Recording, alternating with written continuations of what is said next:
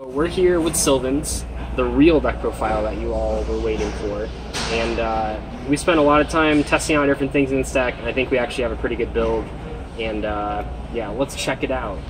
So to start off, we have the 6 big trees. So we have 3 Hermitry. This is the one that gets the draw, and it's really useful because level 8, and then 3 Sage Sequoia. Not as useful, although the graveyard effect is more useful than Hermitry, but both of these are still really important. They always pretty much have been. And to go with those, we play 2 Princess Sprout. You don't need more than 2 of these, and you don't really need just one of it, because this is one of our Brilliant Fusion targets, because we're playing Brilliant Fusion with the Predaplant that you'll see in a second, but this is a light monster, so you can send it for Seraphinite. And there's just level 1s in general are just a lot more important for this deck, because we're also playing 1 Cherub Sprout and 1 Peacekeeper. That name's really stupid. So Peacekeeper can special summon a level 4 lower plant from your graveyard when you excavate it, including itself, which is really helpful. So I can get back Lone Fire and stuff, that's kind of cool. And then Cherub Sprout is actually just insane, so when it's excavated, you can summon a level 1 plant from your deck, no restrictions. You can grab Spore, you can grab Glow Up Bulb, you can grab either of these guys if you need them. So this is sort of the level 1 package that we're playing to summon Princess Sprite, which is like the new Exceed monster that's really broken, but we'll talk about that when we get to the extra deck. Going forward, we are definitely playing the Predaplants. If you draw a Darling Cobra, you can just put it back on top of your deck with Charity. That's sort of the good news. And then it searches Instant Fusion or Brilliant Fusion.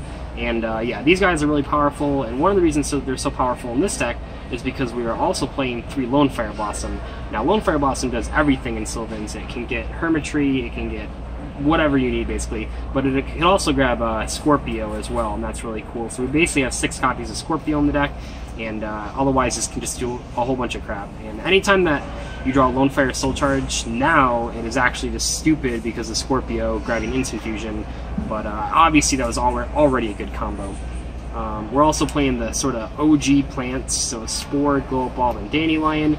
These are your go-tos with Lone Fire if you already have the Cobra in your hand, or sorry, Scorpio in your hand. Yeah, these all just do a lot of different things, so you gotta play those. And then we have 1 Rose Lover. You can banish this in your grave, especially summon a plant from your hand that's unaffected by trap cards. It's pretty good for making sure Hermitry and stuff doesn't get hit by Strike, because they can't, I mean, they can strike the effect, but it won't do anything, which is kind of funny. But it's also level 1 plant that you can overlay into Princess Sprite. And then 1 World Carrot Weight Champion. He is the champion, we have to play him, we're legally obligated to. But he's just really cool. He's used in the combo video that you guys saw in the last video. And he just does a lot just by bringing himself back from the graveyard, and I like him a lot. We also have 1 Max C, because it's at 1 Garnet, because it's terrible.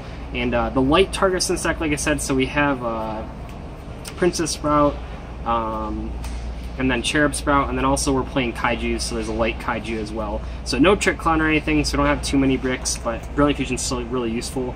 For the Kaiju engine, we're playing 1 Kumungus, 1 Gamma Seal, and 1 of the 3300 guy. So these cards are cool just because you can give yourself these ones, and then you can overlay into like a rank 8 or a rank 7 Exceed monster, which are really important in this deck. Or if you just want to have a big beater, you can give yourself the 3300 guy. But they're all very cool. Too bad it's not like a plant Kaiju, that would be really useful, but we'll make do with what we have. And then also with that, the 2 Kaiju Slumber. Yes, this can get ashed, but it's whatever. We also have Omega, so you can just keep recycling this, and then searching Kaijus every turn. That's kind of neat. We also have 3 Sylvan Charity, sort of the best spell in the deck just because it fixes all your hands, it puts back the Garnets and the Cobra, does whatever you need it to in terms of if your hand is shitty. If you have this, you're usually fine. And there's a lot of good stuff to draw into as well. We also have 3 Miracle Fertilizer. This does sort of conflict with the Predaplant engine because those are normal summons, but this card is just too broken to not play 3 of it, and it combos with Araya, so it's really powerful. But yeah, Miracle Fertilizer has always just been crazy in Sylvan's. For the field spells, we play 2 Mount Sylvania, 2 Terraforming. This is pretty common. I can explain it real quick though. You really just don't want to have more than 1 Sylvania, but you want to see it pretty early. So if you play 3 Sylvania and 1 Terraforming, if you draw, like, instead of drawing the Terraforming, draw Sylvania. Let's say you play the Sylvania in the field spell zone, now you have 3 dead cards in your deck, whereas if you draw a Terraforming instead and you grab the Sylvania out of your deck, you only have 2 dead cards in your deck. So it's just better for consistency because you really don't want more than one of these ever, but you still want to have 4 total copies. Moving on, we have the Instant Fusion and the Brilliant Fusion. Those are just important for grabbing with the Cobra, and I really don't think you need to play more than one of either of these. We don't have the extra deck space for Emerald to recycle either of the cards it's going to summon, so we're just going to play the 1 and 1. That's all we're going to do. And then 1 Foolish, Soul Charge, and 1 for 1. These are just the Saki 1-ofs. I do like Saki 1-ofs a lot, but all of these can do like a ton of different things, because this can send like all of your tuners or Dandelion. 1 for 1 can usually just grab Gold Ball, and if you draw Soul Charge, you probably win that game, so that's a good card to have as well. And then lastly, we have 1 Imperial Order. If you don't know what you can do with Aurea, the extra deck monster, is you can stack your deck, or look at your deck 7 or 8 cards deep and then stack it, and then grab Imperial Order, which is pretty crazy. People used to do that with Vanity's Emptiness, but that's obviously banned, so we're just going to do it with Imperial Order because it's the closest thing that we have to that. And you want to just be able to search your floodgates, so that's pretty good. That's it for the main deck.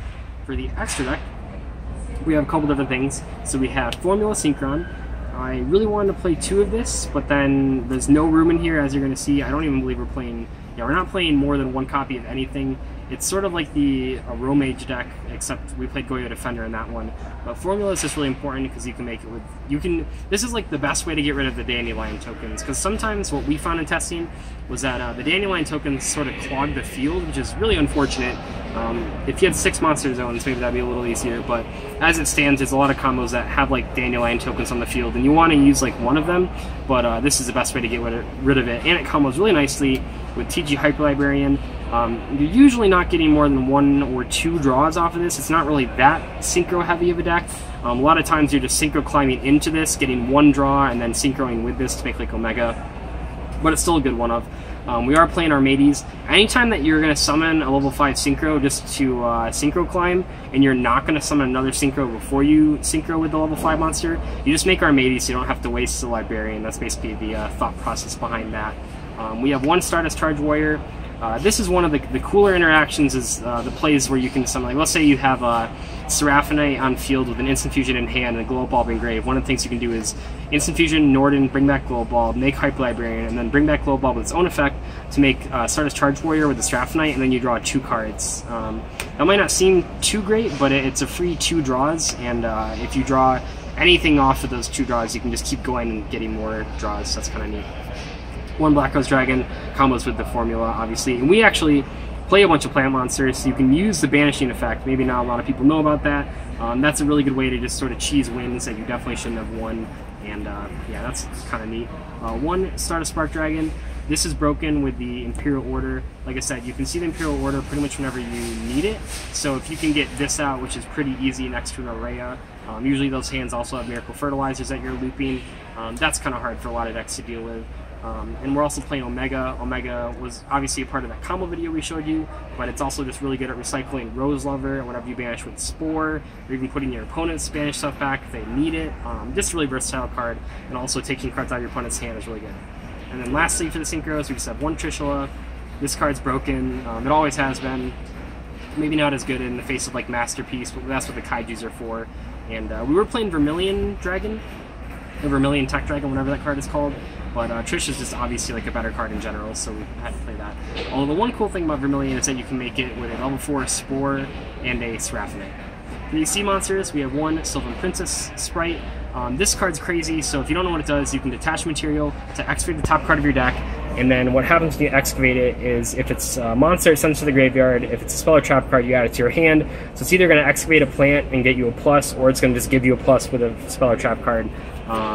We were playing 2, but you don't really ever use a second one, even as level 1 centric as this deck is, so we're just going to play the 1 copy. That's all you really need. And then also you can send a plant from your hand or field to the grave, the special summon a Sylvan from the grave, and that's just broken as well. 1 Levier Sea Dragon, really good for comboing with Spore, as you saw in that combo video, but also can bring back Rose Lover, which is kind of neat. 1 Aurea, and then 1 Elsie, I don't know. Both of the Sylvan Exceed monsters are very powerful. Aurea is probably more powerful, but this guy has a big booty, so he's useful as well. And then 1 Hope Harbinger. This is what you make going first, because this guy doesn't really do anything going first, and it's just a good thing to stop spells, especially when you already have like an Omega and other shit on your field. And then 1 Norden to just revive stuff. We don't play Theseus. I know people were asking about that in the combo video why we don't play Theseus, but this is just sort of like the best card to make with the limited extra deck space that we have. And then lastly, we just have the one Seraph Knight. This is the only thing you want to summon off of Brilliant Fusion, and like I said, we have plenty of lights to send. We have the Kaiju, we have the little level 1 Sylvans, and no Trick Clown, but it's still a really good combo card. And that's it for the deck profile. Sylvan's are really cool. Oh, I gotta show, we have the official Dandelion tokens. We have the happy one and the sad one? Sad, mad? I don't even know. Angry reacts only. Angry reacts only. You gotta have these if you're playing Sylvans, so shout out to cool tokens. And yeah, that's the deck profile. Alright, cool.